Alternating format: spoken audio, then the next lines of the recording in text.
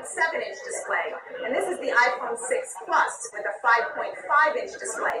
Yes, these have got bigger screens, but there's lots more in them too, including new cameras and NFC chips to help you kill your wallet.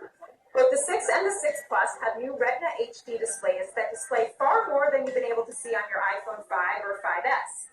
Like a bigger Android phone, it's great for seeing more web pages, and Apple's added a special landscape mode for the home screen with the 6 Plus. On both phones, you can move through web pages and emails with swipes on the side. But I really prefer the smaller version for my smaller hands. The 5.5-inch version looks like a small tablet. Both the new phones have 8-megapixel cameras with new sensors inside, and they have a new and faster A8 processor. But the biggest game changer in here might be the NFC chip, which is trying to kill my humongous wallet.